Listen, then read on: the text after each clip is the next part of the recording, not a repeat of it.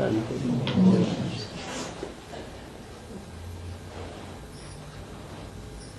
का रात्रि क्लास है 12 फरवरी 1968।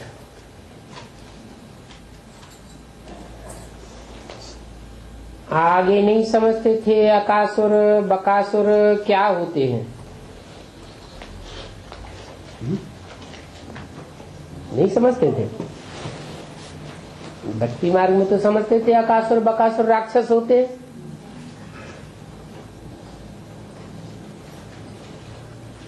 बेसिक में भी समझते थे अकासुर बकासुर राक्षस होते हैं, लेकिन ये तो सामान्य पहचान हुई या विशेष पहचान हुई? फिर विशेष पहचान क्या है? शास्त्रों में जो भी नाम है वो उनके काम के आधार पर है। ये बात पहले पता नहीं थी और अब पता है। अकासुर का मतलब ही है अक की तरह दुर्गंध छोड़ने वाले जो फूल हैं तो फूल छोटे फूल हैं, लेकिन दुर्गंध बहुत छोड़ने वाले हैं। माना ग्लानि की दुर्गंध उनके मुख से बहुत निकलती है। झरमुई झगमुई की बातें बहुत निकलती रहती हैं। ऐसों के मुखिया हैं, उनका नाम अकासुर और बकासुर फालतू ही बकबक करते रहते हैं। उस बकबक का कोई अर्थ ही नहीं। ज्ञान बहुत बघारेंगे, देखने में लगते हैं हंस, बकमाना बगुला। जैसे बगुला होता है उसका आकार प्रकार हंस जैसा होता है, पानी में एक टांग से खड़ा रहता है। देखने में आवेगा बड़ा तपस्वी है, फिर जैसे ही मछली आवेगी और गड़क से खा जाएगा। तो नाम दिया उनके असुरों का, मुखिया का नाम दिया बकासुर। अभी तो हम समझते हैं ना कि ये देखने में तो जेंटलमैन दिखाई पड़ते हैं, सीधे साधे दिखाई पड़ते हैं, लेकिन अंदर से असुरपना भरा हुआ है। आगे समझते थे कि और कोई किस्म के मुसलमान मनुष्य होते होंगे, अकासुर बकासुर जरासंध शिशुपाल नाम तो दिए हैं ना, चित्र भी ऐसे ऐसे दिखाते हैं। चित्र किस बात की यादगार? जरूर जैसा नाम है वैसा उन्होंने चरित्र भी बजाया है, परंतु ऐसी बात नहीं है। ये भी ड्रामा का खेल है। जैसे ड्रामा में हीरो पार्टधारी भी होते हैं, उनके सहयोगी भी होते हैं और विलियन भी होते हैं। विपरीत पार्ट बजाने वाले, ये भी ड्रामा है। व्यास ने देखो क्या क्या बैठ लिखा है। व्यास ने कौन से टाइम पर लिखा है? द्वापर में भी, मध्य में, अंत में या आदि में? द्वापर के आदि में बैठ लिखा है। द्वापर के आदि में भक्ति की आदि है। उस समय भक्ति सतो प्रधान स्टेज में होती है या तमो प्रधान स्टेज में होती है? सतो प्रधान स्टेज में। भक्ति में भी बहुत सात्विकता होती है। तो उस समय जो शास्त्रों में लिखा गया वो भी बहुत कुछ सच्चा था। उस समय का लिखा हुआ भागवत, महाभारत या वाल्मीकि रामायण, उसको इस समय संगम युग से टैली किया जा सकता है, परंतु अर्थ न समझने के कारण अनर्थ हो जाता है। कोई ने कहा बनारस से विद्वत मंडली के विद्वान आचार्य म्यूजियम का उद्घाटन करने के लिए आए थे। वो सारा उनका भाषण आदि टेप में सुन रहे हैं।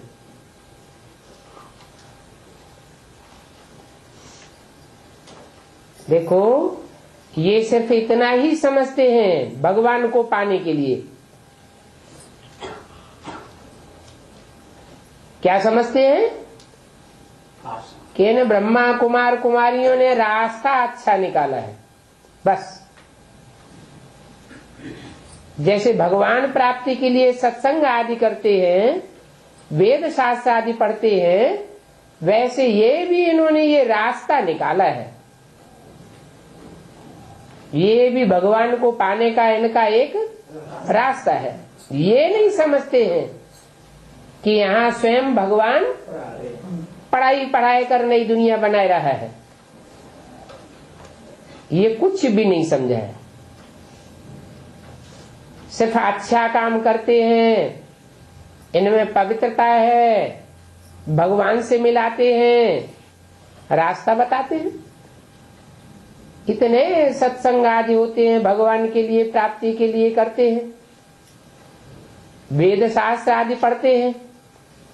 बाकी तुम बच्चों को पढ़ाते हैं, ये तो उनकी बुद्धि में जरा भी नहीं बैठा है कि इनको पढ़ाने वाला स्वयं भगवान है। समझते हैं इन देवियों ने अच्छा रास्ता निकाला है, ये बहुत कोई अच्छी भक्तिन है। जिनसे उद्घाटन कराया जाता है वो अपन को बहुत ऊंच समझते हैं।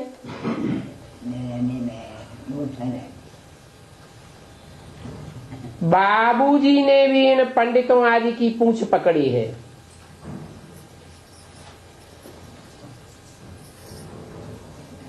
कौन से बाबू की बात हो रही है? बनारस के गुप्ता जी उस समय इंचार्ज थे।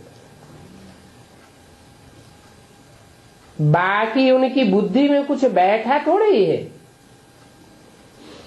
सिर्फ धन्यवाद दिया।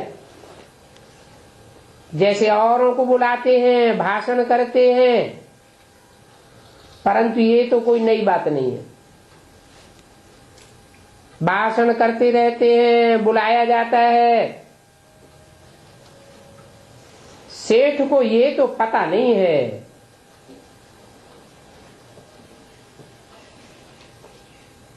बड़े बड़े आते हैं, परंतु पता ही नहीं है इनको बाप बैठ पढ़ाते हैं। बल समझते हैं कोई महान पुरुष है, जाकर के उनसे मिले। कहाँ जाकर? माउंट आबू में। बाबा ने लिख दिया है, पहले तो उनसे फार्म भरा करके भेजो, तो फिर उनसे हम बात कर सके, समझाया जाएगा। पहले तो उनका पूरा परिचय दो। परिचय बिगड़े यहां आकर के क्या करेंगे?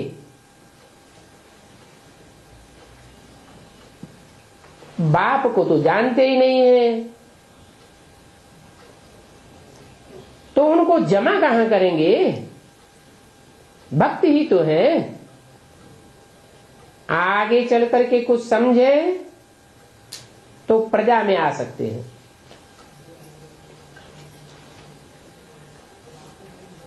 अभी तो कुछ भी नहीं समझा है। शिव बाबा है, उनसे मिल सकते हैं, ये निश्चय तो तब हो जब पूरी पहचान हो, तब ही मिल सके। नहीं तो उनसे मिलना ही फालतू है।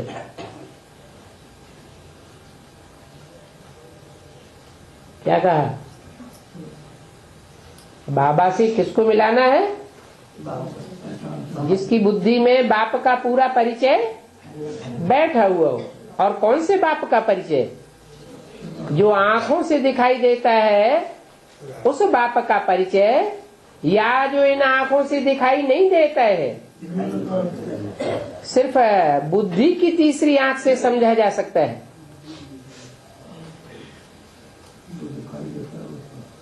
पहचान है नहीं तो करेंगे क्या? जब उनको देने का ही नहीं है तो हम उनका लेवें क्यों? गरीब 1 रुपया देते हैं, साहूकार 100 रुपया देते हैं, दोनों का बराबर हो जाता है।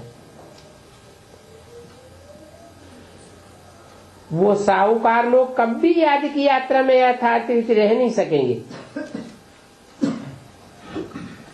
क्यों नहीं रह सकेंगे? क्योंकि धंधा धोरी में, माल मिल्कियत में उनकी बुद्धि अटी पड़ी है। ऐसी अवस्था वालों से बाबा क्या मिलेंगे? जो पहचान लेते हैं उनको कुछ मिल सकते हैं।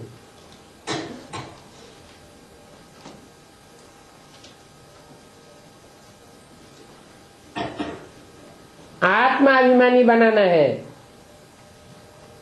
यहां तो बात ही अलग है।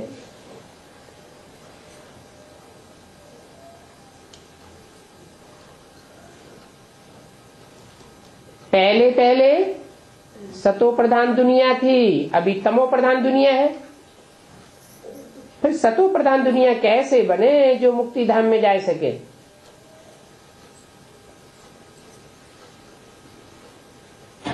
पहले सतो प्रधान दुनिया बनेगी तब मुक्ति धाम में जाएंगे।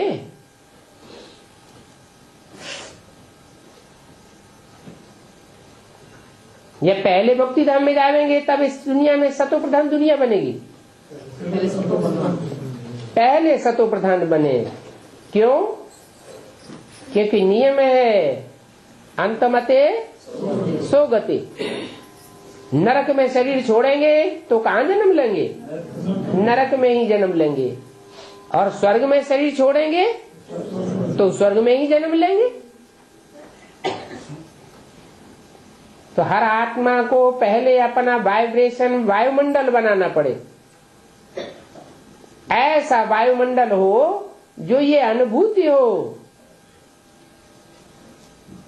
कि हम सच्च खंड में हैं। सच्च खंड में लाने लायक हमारा वाइब्रेशन बन गया। पतित से पावन कैसे बने ये कोई भी नहीं जानते हैं। पहले तो ये लक्ष्य देना है। क्या? कि हमको पतित से पावन बनना है। जब लक्ष्य बुद्धि में आवेगा तो लक्षण भी आने लगेंगे। लक्ष्य पाने के लिए जो एवर प्योर बाप है उसका बुद्धि में परिचय बैठाना पड़े। क्या परिचय बैठाना पड़े? इस दुनिया में जो भी मनुष्य मात्र की आत्माएं हैं वो सब पतित तमो प्रधान बन जाती है। सब नीचे गिरने वाली है, सब भोगी हैं। एक ही आत्मा है जो सदैव अभुक्त है, कभी भी पतित बनती नहीं है। इस श्लोकों में गायन है अच्युतम केशवम। वो ऊंची स्टेज से कभी नीचे च्युत नहीं होता, नीचे गिरता नहीं। सदैव ऊंची स्टेज वाला है, सदैव एवर प्योर है।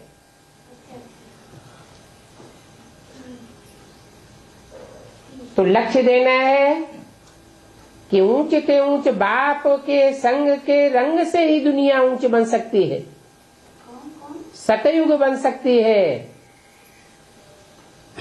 नीचों के संग से दुनिया नीचे गिर गई।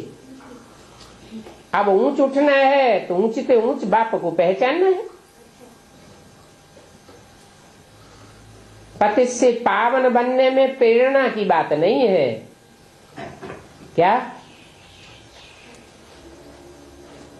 कि भगवान बाप आवे और प्रेरणा दे कि ये पतित से पावन बन जाए तो वो बन जाएगा? फिर कौन सी बात है? पहले समझना है कि पतित पावन बाप कौन है और उसकी क्या सिफ्त है और उनकी क्या सिफ्त है जो पति से पावन बन नहीं सकते और बना नहीं सकते। और वो एक ही बाप है जो सदा पावन है और इस सृष्टि पर आता है तो सबको पावन बना कर जाता है। गाया भी जाता है सबका सदगति दाता राम, परंतु वो तो फिर उस राम को समझ लेते हैं जो जन्मण के चक्र में आने वाला है। शास्त्रों में भी लिखा हुआ है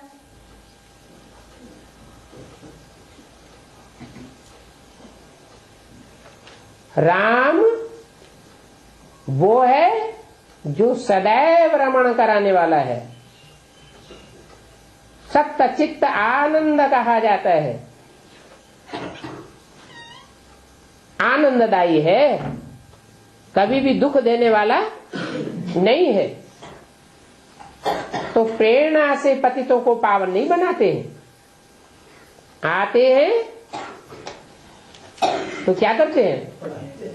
पढ़ाई पढ़ाते हैं, समझाते हैं, सुनाते हैं। बुद्धि में जिनको बात बैठती है वो पति से पावन बनने का पुरुषार्थ करते हैं, बाप समान बनने का पुरुषार्थ करते हैं। जैसे बाप पावन है बच्चे भी नंबरवार पावन बनते हैं। इसके लिए बाप कहते हैं माम एकम याद करो। क्या? और कोई को याद न करो, और सब है नंबरवार पावन और मैं हूं एवर प्योर। सदा शिव कहा जाता है।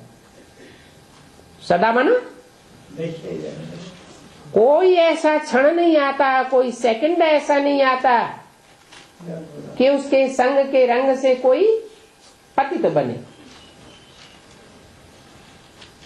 पावन के संग से पावन ही बनेंगे, परंतु शर्त है कोई दूजम को याद न करो, मुझे एक को ही याद करो, तो तुम्हारी आत्मा की जंक निकल जाएगी। जो पापों की खाद पड़ी हुई है, पापियों के संग के रंग से पाप आत्मा बन गए हैं, वो जंक उतारने के लिए एक बाप को याद करो। हो सकता है इन बनारस के विद्वान पंडित आचार्यों में से भी कोई फूल निकले। ख्याल आए, फिर एक दो बारी समझाना चाहिए, तभी समझे कि तीर लगा है। देवता धर्म के हैं, जो देवता धर्म के होंगे उन्होंने अच्छी भक्ति की होगी। कोई एक दो बारी समझाने से नहीं आया तो समझो ये फालतू है, हमारे धर्म का नहीं है। अभी अगर खींच कर आ भी जाएगा तो आगे चलकर धोखा दे जाएगा। इनको मंगाने से तो और ही अच्छा है, अनपढ़े को मंगाते तो बहुत अच्छा होता है। बल कोई को अच्छा लगता है, अच्छा लगता है, परंतु लक्ष्य को पकड़ नहीं सकते। क्या लक्ष्य क्या है? मनुष्य जीवन का लक्ष्य है नर से नारायण बनना। नाम क्या दिया? नारायण। ऐन माने घर है, नार माने जल है। क्या लक्ष्य लिया? नारायण बनने वाले ने क्या लक्ष्य लिया होगा? पहले तो ये लक्ष्य लिया होगा कि उसकी आत्मा सदैव क्षीर सागर में बनी रहे, ज्ञान के सागर में सराबोर रहे।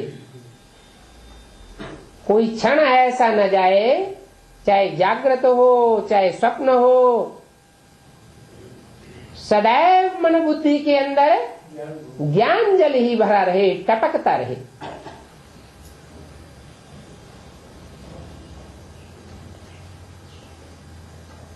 नारद भी नाम देते हैं, वो नारायण है जो कहाँ निवास करता है?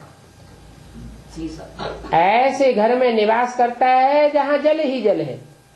और नारद, वो भी तो नाम नारद है। नार माने ज्ञान जल, द माने देने वाला। तो जो सदैव ज्ञान जल देता है वो ज्ञान जल में रहने वाला नहीं है, है? नारद नारायण नहीं हो सकता क्या? हो सकता है, परंतु जब तक खुद धारणा न करे, खुद नरक की दुनिया में मन बुद्धि से डोलता रहे और दूसरों को उपदेश दे चलो वैकुंठ, तो ऐसों का नाम रख दिया भक्तों का श्रेष्ठ शिरोमणि। दूसरों को कहता था चलो वैकुंठ, खुद वैकुंठ में निवास नहीं करता था। क्या करना पड़े? सदैव मन बुद्धि से या तो नई दुनिया में निवास करे, या तो ईश्वरीय सेवा की दुनिया में रहे, या तो 84 जन्मों के मनन चिंतन मंथन में बुद्धि योग से बना रहे।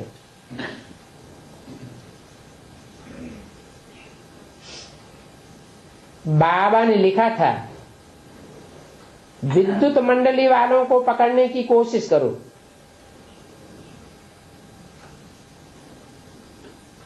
कौन सी मंडली के लोग? बिजली वाले। विद्युत माने विद्वान।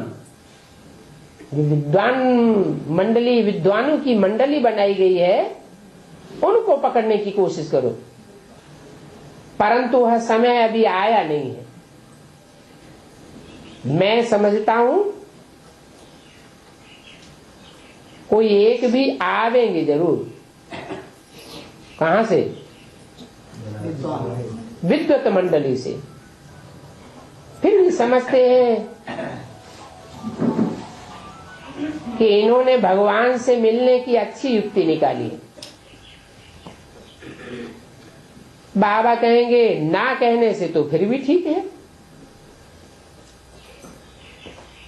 परंतु पूरी बात एक को भी समझ में नहीं आई है कि इन्हों को समझाने वाला, इन्हों को सिखाने वाला, पढ़ाने वाला कौन है। हाँ, कोई आए कुछ समझे तब कहें। फिर से सुना है कब न कब आवाज निकलेगा। तुम जानते हो ड्रामा चलता रहता है, जो हुआ सो ड्रामा अनुसार, नई बात तो होती नहीं। जो एक्टिविटी चल रही है नथिंग न्यू। सारी दुनिया में जो कुछ चल रहा है बुद्धि से समझते हैं क्या हो रहा है। जो कुछ हुआ नई बात तो नहीं है, रिपीट होता रहता है। तुम सत्य के आदि मध्य अंत को जानने वाले हो, कोई तुमको जानने में तकलीफ भी नहीं होती है। जो पहले किया है सो ही करते रहते हैं। बाप कोई से लेवे न लेवे ये तो बाप के हाथ में है। सेंटर आदि खुलते हैं, पैसे काम में आते हैं। जब प्रभाव निकल जाएगा फिर पैसों आदि का क्या करेंगे? अभी पैसे लेते हैं, किस लिए लेते हैं? सेवा के लिए। सेंटर्स आदि खुलते रहे, प्रभाव बढ़ता रहे, परिचय लोगों को बढ़ता रहे। मूल बात है ही पति से पावन बनना है, परंतु वह तो बड़ा मुश्किल है। इतना जल्दी कैसे कर सकेंगे? क्यों मुश्किल क्यों है पति से पावन बनना? क्योंकि पावन देवताएं थे। पावन से पतित बनने में कितना टाइम लगा? आधा कल्प लग गया। 63 जन्म लगे हैं। तो ज्ञान में आने मात्र से कोई एकदम पति से पावन बन जाएगा क्या? बहुत बहुत पुरुषार्थ चाहिए। रात दिन इसमें लग जाए कि हमको तो बाप को ही याद करना है। ऐसा भी कोई का पार्ट देखना है ड्रामा में क्या? रात दिन एक की याद करने में लगा दे। समझे? पहले तो हम बाप से वर्षा तो ले लेंगे। कौन सा वर्षा है? मुक्ति और जीवन मुक्ति का। मुक्ति माना क्या? हाँ, जो देह अभिमानी में बंधे हुए हैं, देह के बंधन, देह के संबंध, देह के पदार्थों में बुद्धि बंधी हुई है, उससे बुद्धि निकल जाए तो कहेंगे मुक्त।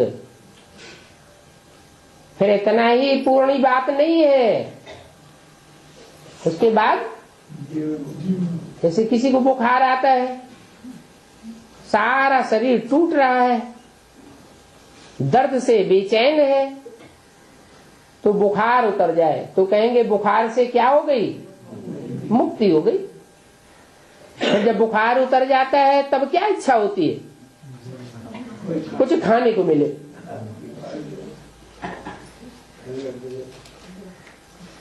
अब खाना पीना, कोई भी भोग भोगना, ये बिना शरीर के हो सकता है क्या? शरीर चाहिए। तो शरीर भी रहे, शरीर की इंद्रियां भी रहे और सुखों का भोग भी होता रहे, दुख न भासे, उसको कहेंगे जीवन मुक्ति। जीवन में रहे और जीवन में रहते हुए भी सब प्रकार से दुख दर्दों से दूर रहते हुए सुखों की अनुभूति जीवन में होती रहे। समझे? पहले तो हम बाप से वर्षा तो ले लेवे, तो फिर एकदम लग पड़ेंगे। हम आत्मा है, पहले तो ये पक्का चाहिए। तो ऐसा कोई निकले तब ही दौड़ी पहन सकता है, और तीखी दौड़ी पहने। अच्छा, बच्चों को गुड नाइट।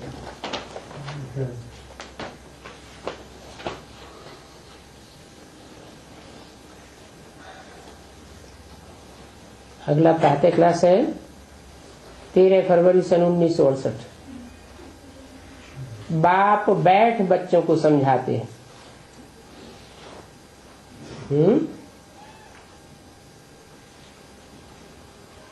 गीता में क्या दिखाया है? गीता में जो गीता ज्ञान दिया है वो तसल्ली से बैठ करके समझाया गया है, या दो सेनाओं के बीच में युद्ध होने वाला था और युद्ध की सन्नद्धता के बीच दिखाते हैं कि भगवान ने उनको गीता ज्ञान सुनाए। अब ऐसा तो है नहीं। पढ़ाई शांति के टाइम में होती है या अशांति लड़ाई के टाइम पर पढ़ाई होती है? शांति के टाइम पर पढ़ाई होती है। ऐसा नहीं है कि दो सेनाएं कौरव यादव आपस में लड़ने वाले थे, तीर तलवार खिंचे हुए थे और उससे भगवान ने आकर के पढ़ाई दी। नहीं, बाप तो तसल्ली से आकर के पहले पढ़ाई पढ़ाते हैं, समझाते हैं। क्या समझाते हैं? कि हिंसक युद्ध नहीं करना है। क्या? तुम्हारा तो रूहानी युद्ध है, हिंसक युद्ध करना ये मनुष्य गुरुओं ने सिखाया है। तो महात्माओं ने जो युद्ध दिखाया है, महाभारत युद्ध कहो, रामायण युद्ध कहो, देवासुर संग्राम कहो, उसमें हिंसक दिखाया है या अहिंसकपना दिखाया है? हिंसक दिखाई दिया। तो ये देहभान सिखाया या आत्माभिमानी बनना सिखाया? तो देहभान सिखाई दिया। परमात्मा बाप तो आकर के कहते हैं, बच्चे पहले अपन को आत्मा समझो, तुम सब आत्मा आत्मा आपस में भाई भाई हो। जब भाई भाई हो, प्रैक्टिकल में तुम एक बाप की औलाद हो, तो आपस में लड़ने झगड़ने की तो बात हो ही नहीं सकती। हिंसक युद्ध की बात ही बहुत दूर हो जाती है। इसलिए बोला कि बाप बैठ बच्चों को समझाते हैं और शांति के टाइम पर समझाते हैं। क्या? अभी बताते हैं कि महाभारत युद्ध सामने खड़ा है, तैयारियां सब हुई पड़ी हैं, लेकिन अभी शुरुआत नहीं हुई है। मीठे मीठे बच्चे जानते हैं, हंस और बगुले भी कहलाते हैं। क्या? कोई हंस है, कोई बगुले हैं। ये लक्ष्मी नारायण तो हंस है ना। हंसों का क्या स्वभाव होता है? कंकड़ चुनते हैं, पत्थर चुनते हैं या मोती चुनते हैं। जो लक्ष्मी नारायण जैसे बनने वाले होंगे, लक्ष्मी नारायण तो राजा थे ना, महाराजा थे। यथा राजा तथा उनकी प्रजा। तो जो भी लक्ष्मी नारायण बनने वाले होंगे अथवा जो भी उनकी प्रजा होगी, वो कैसे स्वभाव वाली होगी? है? हंस के स्वभाव वाली होगी, नीर क्षीर विवेकी होगी। पानी पानी को छोड़ना और दूध दूध को ग्रहण करना। कंकड़ पत्थरों को छोड़ते जाना और मोतियों को, ज्ञान के मोतियों को चुंगते जाना। तो हम जानते हैं, मीठे मीठे बच्चे भी जानते हैं। क्या जानते हैं? कि बाप पढ़ाई तो पढ़ाए रहे हैं, लेकिन पढ़ने वालों में कोई हंस है और कोई बगुले हैं। जो हंस स्वभाव के होंगे वो कंकड़ पत्थरों की बातों को छोड़ते जाएंगे। बातें तो बहुत होती है, लेकिन काम की बात पकड़ना चाहिए या झरमोई झगमुई की बातों को पकड़ना चाहिए? काम की बातों को पकड़ना चाहिए। तो हंस और बगुले दोनों कहलाने वाले हैं, परंतु इन लक्ष्मी नारायण जैसा बनना है ना। लक्ष्य क्या लिया है? कि हमको तो लक्ष्मी नारायण जैसा बनना है। लक्ष्मी नारायण हंस स्वभाव के हैं, तो हमको भी कैसा स्वभाव संस्कार धारण करना है? हंस की वृत्ति धारण करना है। तुम कहेंगे हम दैवी संप्रदाय बन रहे हैं, बाप कहेंगे तुम दैवी संप्रदाय बन रहे हो, और मैं तुमको बगुले संप्रदाय से हंस संप्रदाय बनाता हूं। अभी पूरे बने नहीं हो। क्या? पूरा हंस स्वभाव का बनना है। अभी इम्तिहान में देरी है। हंस मोती चुगते हैं, बगुले गंध खाते हैं। अभी हम तो हंस बन रहे हैं, बने तो नहीं है। इसलिए देवताओं को फूल कहा जाता है और असुरों को कांटा कहा जाता है। क्यों? फूल माना सुखदाई, दिव्य गुणों की सुगंध देने वाले फूल होते हैं, और कांटे दुख देने वाले होते हैं, घाव पैदा करने वाले होते हैं। तुम हंस थे, फिर संग के रंग से नीचे उतरते उतरते बगुले बन पड़े। हंस बनने में भी माया के बहुत विघ्न पड़ते हैं, कुछ न कुछ गिरावट आ ही जाती है। मुख्य गिरावट आती है देह अभिमान की। इस संगम युग पर ही अब चेंज होना है। पहले पहले क्या चेंज करते हैं? देह अभिमानी से आत्मा अभिमानी बनाते हैं। इसके लिए क्या तरीका बताते हैं कि तुम अपन को ज्योति बिंदु आत्मा समझो, देह 5 तत्वों का पुतला न समझो। जब तुम हंस बन जाते हो तो हंस ही हंस हो। फिर आधा कल्प के बाद बगुले बन जाते हैं। जब बगुले बनते हैं तो उस दुनिया में बगुले ही बगुले होते हैं, कोई भी हंस नहीं होता। रचना ही बगुलों की होती है, और जो रचयिता होते हैं वो ही सब बगुले होते हैं। कौन होते हैं रचयिता वहां? है वो ही धर्म पिताएं। जो भी धर्म पिताएं आते हैं, जो भी धर्मों की स्थापना करते हैं, वो सब अधूरे हैं। कोई पूरा पावन बनने वाला नहीं है।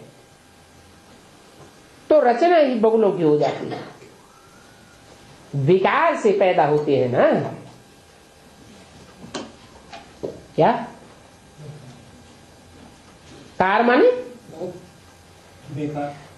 कार माने बेकार नहीं, कार माने कार्य, और फिर होता है विकार, विपरीत कार्य। एक होता है ऐसा कार्य जो भगवान ने बताया है कि ऐसा काम करो, और एक ऐसा होता है काम कि भगवान ने भले बताया है लेकिन हम करेंगे विपरीत काम, तो वो हो गया बेकार काम। तो कहते हैं विकार से पैदा होते हैं ना हंस, अर्थात देवी देवताएं। वो तो नई दुनिया में होते हैं, पुरानी दुनिया में एक भी हंस हो नहीं सकता। बल सन्यासी हैं। पुरानी दुनिया में घर घाट को छोड़ जाते हैं, परंतु वो भी तो हद के सन्यासी है ना। हद का सन्यासी तो करते हैं, बुद्धि से तो सन्यास कर नहीं पाते। और तुम तो हो बेहद के सन्यासी। बेहद के सन्यासी माना रहते तो हैं घर गृहस्थ में, रहते तो हैं कीचड़ की दुनिया में, लेकिन कीचड़ की दुनिया में भी ऐसे रहते हैं जैसे देवताओं का मिसाल दिया जाता है। हस्त कमल, नेत्र कमल, मुख कमल, मिसाल देते हैं ना। कमल का मिसाल क्यों देते हैं? कि उनकी इंद्रियां कीचड़ में रहती जरूर हैं, लेकिन बुद्धि उससे उपराम रहती है। परंतु इस काम के लिए पहले अगुआ किसको बनाते हैं? पुरुषों को अगुआ बनाते हैं या माताओं को अगुआ बनाते हैं? माताओं को आगे रखा जाता है। माता गुरु बिगर किसी का उद्धार हो न सके। ये काम पहले पहले माताएं कर सकती है। क्या काम? कि भले कीचड़ की दुनिया में रहना पड़े। माताओं के ऊपर जोर जबरदस्ती तो बहुत करते हैं, कीचड़ की दुनिया में ही रहना पड़ता है, फिर क्या करें? नहीं, भले कीचड़ की दुनिया में रहना पड़े, फिर भी मन बुद्धि से उपराम हो जावे, जैसे कि मुर्दा बने पड़े। मुर्दे से कोई कब तक प्यार करेगा? 2 बार, 10 बार, 15 बार, 20 बार, 50 बार, आखिर बुद्धि का योग टूट जाएगा। तो वो है हद के सन्यासी और तुम हो बेहद के सन्यासी। बाबा ने 2 प्रकार का सन्यास समझाया है। हद के सन्यासी जो हद की दुनिया का त्याग करते हैं परंतु मन बुद्धि से त्याग नहीं कर पाते, और तुम हो बेहद के सन्यासी। तुम देखने में नहीं आता है तुमने क्या किया है, अच्छा खासा खाते पीते भी हो, रहते भी हो,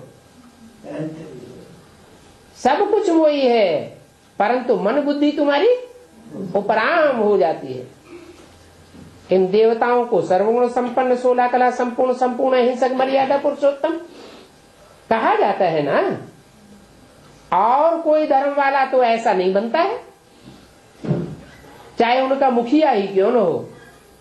क्रिश्चियन धर्म वालों का मुखिया क्राइस्ट, मुसलमानों का मुखिया मोहम्मद या इब्राहिम, परंतु क्या 16 कला संपूर्ण, सर्वगुण संपन्न, संपूर्ण अहिंसक, मर्यादा पुरुषोत्तम बनते हैं? नहीं बनते। अभी बाप आकर के आदि सनातन देवी देवता धर्म की स्थापना करते हैं। क्यों? और क्यों नहीं ऐसे बनते? क्योंकि जो बनने वाले हैं और बनाने वाले हैं वो सब अधूरे हैं, और यहां तो बनाने वाला संपूर्ण है। कैसा संपूर्ण है? जिसके लिए शास्त्रों में लिखा है पूर्णमिदं, क्या सदैव पूर्ण है क्या? बिंदु है, बिंदु, लेकिन बिंदु होते हुए भी सिंधु है। पूर्णमिदं पूर्णमदः पूर्णस्य पूर्णात्यदुच्यते, क्या उस पूरे में से पूरा ही निकाल लिया जाए तो भी पूरा बचता है।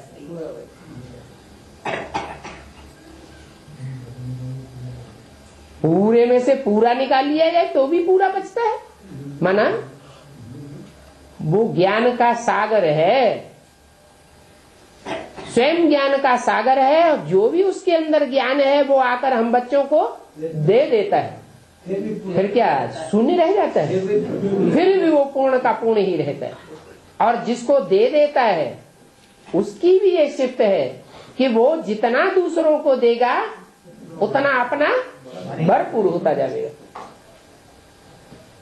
तुम ही नई दुनिया में पहले पहले सुख में आते हो, और कोई नई दुनिया में थोड़े ही आते हैं। क्यों? हम ही क्यों पहले पहले आते हैं?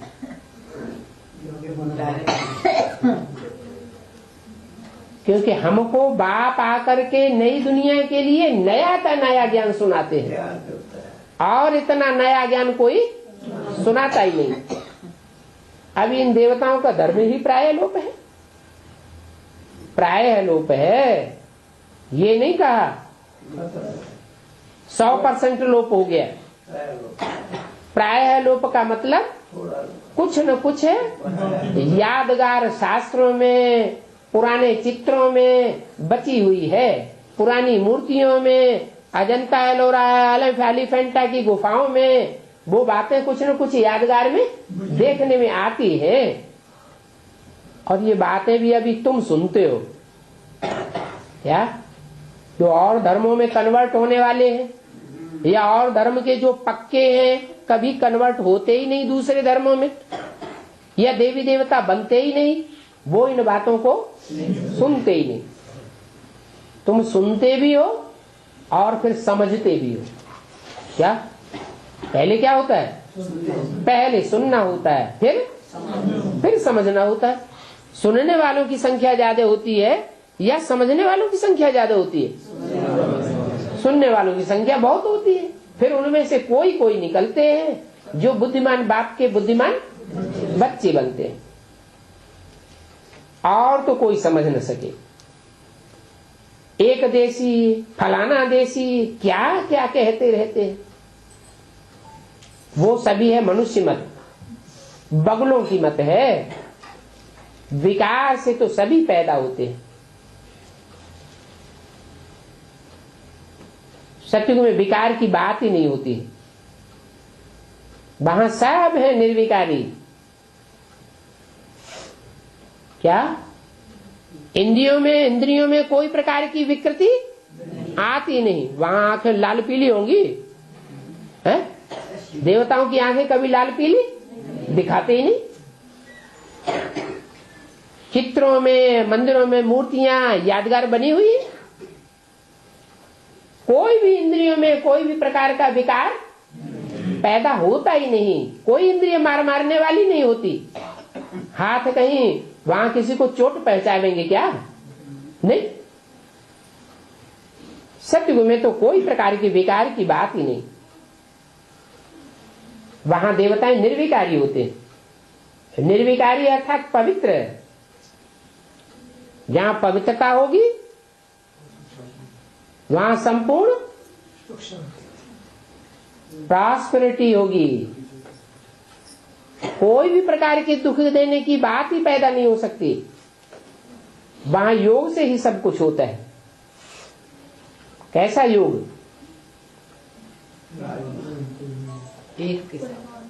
बुद्धि तिरकने वाली होगी, कभी यहां कभी वहां कभी वहां टिकने वाली होगी। बंदर की तरह चंचल होगी या एकाग्र होगी? वहां बुद्धि एकाग्र होती है। राधा की बुद्धि कृष्ण में लटकती है और कृष्ण की बुद्धि राधा में लटकती है। वहां कोई भी प्रकार का विचार होता ही नहीं। यहाँ के बगलों को क्या पता कि वहां बच्चे आदि कैसे पैदा होते हैं। यहाँ के बगुले तो गंद खाने वाले हैं, तो उनको तो अब विचारी दुनिया का पता ही नहीं है। उनका नाम ही है वाइसलेस वर्ल्ड। वहां विकार होते ही नहीं। कहेंगे जानवर आदि वहां कैसे पैदा होते हैं? प्रश्न करते हैं कि वहां विकार नहीं होते तो जानवरों की पैदाइश कैसे होती है? मनुष्य तो चलो मनन चिंतनशील प्राणी है, सोच विचार करके बुद्धि में बैठ जाता है कि ये विकृति है, ये सुकृति है, ये विकार है, बेकार की बात है, बेकार का काम है, दुख देने वाला काम है और ये सुख देने का काम है। मनुष्य तो सोच समझता है और सुधार सकता है। जानवर कैसे सुधरेंगे? वहां जानवरों की पैदाइश कैसे होगी? बोलो। वहां तो है ही योग बल। जब मनुष्यों की बुद्धि एकाग्र हो जाती है, योग युक्त हो जाती है, तो वाइब्रेशन मनुष्य ज्यादा बनावेगा या जानवर बनावेगा? मनुष्य वायुमंडल को, वातावरण को कंट्रोल करने वाला है मन की शक्ति से। जब मनुष्य कंट्रोल कर लेता है तो जो दुर्बुद्धि जानवर हैं, जिनमें बुद्धिहीनता है, वो तो स्वतः ही कंट्रोल्ड हो जाते हैं। विकार की वहां बात ही नहीं। 100% वाइसलेस दुनिया है। हम तो आपको शुभ बात बताते हैं, तुम अशुभ क्यों बोलते हो? उनका नाम ही है शिवालय। किसका? नई दुनिया का नाम ही है शिवालय, कल्याणकारी आलय। शिव माने कल्याणकारी, और इस दुनिया का नाम ही है वैश्यालय। वैश्याएं दुनिया का अकल्याण करती हैं या कल्याण करती हैं? अकल्याण ही करती हैं। उस सतयुग की स्थापना शिव बाबा कर रहे हैं। वो सच्चाई का युग है और शिव बाबा ऊंचते ऊंच टावर है। ऊंचते ऊंच इस धरा पर आता है तो ऊंचते ऊंच दुनिया की स्थापना करता है। फिर जिस नंबर के धर्म पिताएं जितनी नीची स्टेज में आने वाले होते हैं वो उतने ही नीच धर्म की स्थापना करते हैं। जो जितना ऊंचा होगा वो गोल्ड होगा या रोल्ड गोल्ड होगा? गोल्ड होगा। ओल्ड इज गोल्ड कहा जाता है। तो सबसे ऊंचे ते ऊंचा, पुराने ते पुराना धर्म ही है आदि सनातन देवी देवता धर्म, और उसका स्थापन करने वाला है ऊंचे ते ऊंचे बाप। शिवालय भी ऐसा लंबा लंबा बनाते हैं, ऊंचा ऊंचा। तो जो टावर है शिवालय का कितना ऊंचा ले जाते हैं, तुमको सुख के टावर में ले जाते हैं ना।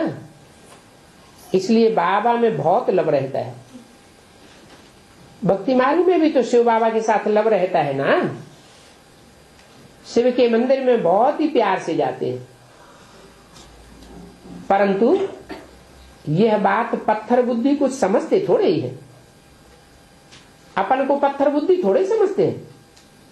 तो अब तुम बच्चे सर्वगुण संपन्न 16 कला संपूर्ण बन रहे हो, अभी बने नहीं हो। तुम्हारा इम्तिहान तब होगा, तब अंत कब होगा? नहीं, विनाश तो बाद में होगा। तुम्हारा इम्तिहान तब होगा जब तुम्हारी पूरी राजधानी स्थापन हो जाएगी। क्या? पूरी राजधानी स्थापन हो जाएगी। राजधानी में तो ऊंचे से ऊंचे मर्तबे वाले होते हैं और नीचे से नीचे मर्तबे वाले भी होते हैं। फिर और सब खत्म हो जाएंगे।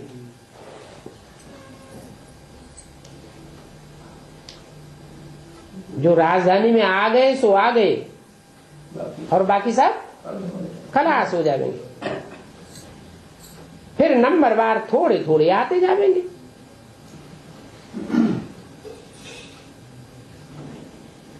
तुम्हारी तो पहले राजाई शुरू होती है, और धर्म में पहले राजाई नहीं होती है क्या? कोई ऐसा धर्म है जिसकी स्थापना के टाइम पर ही राजाई और राजधानी की स्थापना हो गई हो? कोई हिस्ट्री में और कोई धर्म नहीं है। 200, 300, 400 वर्षों के बाद, धर्म पिता आने के बाद, तब जब उनकी बहुत तादाद हो जाती है तब उनकी राजाई स्थापन होती है। परंतु तुम्हारा धर्म ऐसा है कि धर्म स्थापना के साथ ही साथ तुम्हारी राजाई भी स्थापन हो जाती है। तुम्हारी तो किंगडम है। इन बातों को तुम्हारे में भी बहुत थोड़े हैं जो समझते हैं। नहीं समझते हैं तो पूरा पुरुषार्थ भी नहीं करते कि हमको इसी जन्म में पद पाना है। जो समझते हैं वो पूरा पुरुषार्थ भी करते हैं। कोई तो 5% भी हंस नहीं बने हैं, बगुले ही बगुले हैं। जो खुद बगुले हैं वो किसी को क्या समझा सकेंगे? खुद ही गंध खाते रहते हैं तो दूसरों को भी। कौआ क्या करता है? कौआ सड़ी गली मांस आदि विष्टा आदि खाता है तो काव काव करके सबको बुलाता है। खुद भी खावेगा और औरों को भी बुलावेगा। तुम तो गंध खाने वाले नहीं हो, तुम तो रतन चुंगने वाले हंस हो, तो दूसरों को क्या सिखावेंगे? हंस तो हंस ही बनता है और हंस बनना ही सिखाता है, हंस ही पैदा करता है। बनारस में सर्विस पर गए, उनको समझाने का नशा है ना, परंतु ये लोग इतने में समझ नहीं सकेंगे। गायन भी है, कोटों में कोई और कोई में से भी कोई। हंस कोई बिरले बिरले होते हैं न बनते हैं तो फिर सजाएं खाते हैं। कोई 95% भी तक बन जाते हैं, सिर्फ 5% चेंज होते हैं। हाईएस्ट और लोएस्ट नंबर बार तो होते हैं ना। अभी कोई अपन को हंस कह न सके, पुरुषार्थ कर रहे हैं। जब ज्ञान पूरा हो जाएगा फिर तो बाबा भी चले जाएंगे। क्या बाबा कब जाएंगे? जब पूरी राजधानी स्थापन हो गई तो समझो बाबा का काम खत्म हो गया। फिर लड़ाई लगेगी। पहले पढ़ाई पूरी होगी, फिर लड़ाई शुरू होगी। ज्ञान तो पूरा हुआ ना, वो लड़ाई भी फाइनल होगी। अभी तो अजन कोई भी 100% नहीं बने हैं, बहुत टाइम पड़ा है। अजन तो घर घर में मनुष्यों को पैगाम पहुंचाना है। क्या लड़ाई कब वो विनाश कब होगा? जब घर घर में पैगाम पहुंच जाए। पूरा भारत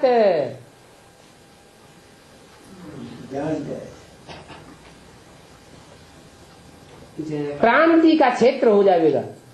पूरे भारत में रेवोल्यूशन हो जाएगा। जिनों के बड़े बड़े अड्डे बने हुए हैं, क्या कहा, वो सब हिलने लग पड़ेंगे।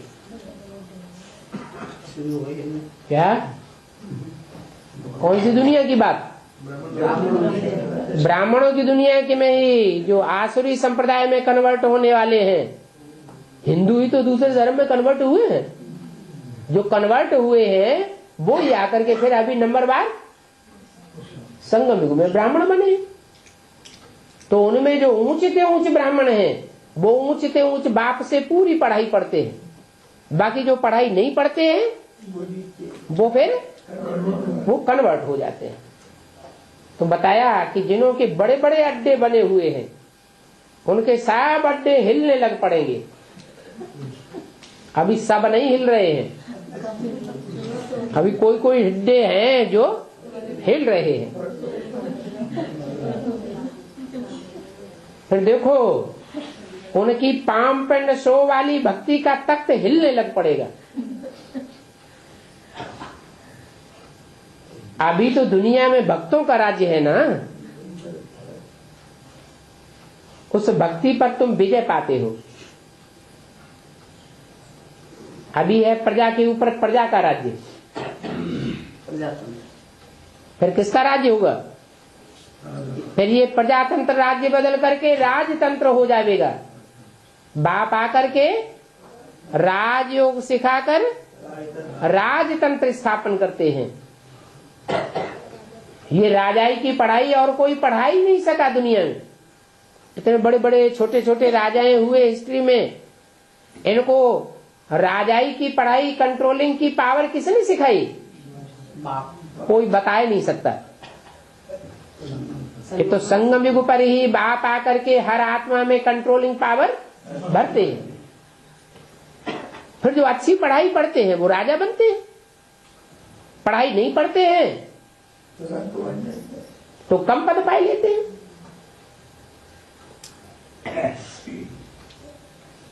तो ये प्रजा के ऊपर प्रजा का राज्य बदली होना है। इन लक्ष्मी नारायण का राज्य होगा। तुम साक्षात्कार करते रहेंगे। लक्ष्मी नारायण का साक्षात्कार बुद्धियोग से करते रहेंगे या बंद आंखों से करेंगे? है?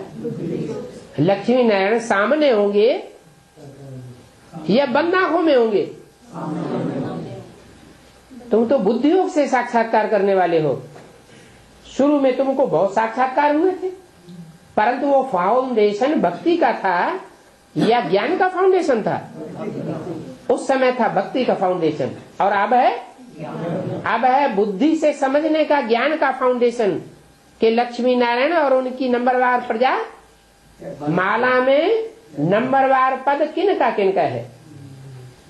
कैसे राजधानी स्थापन होती है और कैसे चलती है। साक्षात्कार करने वाले हैं नहीं अभी। ये ड्रामा में जिसका जो पार्ट है वो चलता आया है। ऐसे नहीं कि साक्षात्कार कराने के लिए कोई बाप की मेहरबानी है, नहीं। बाप तो ड्रामा में बांधा हुआ है। किस बात के लिए? अपना पार्ट बजाने के लिए। ओम शांति।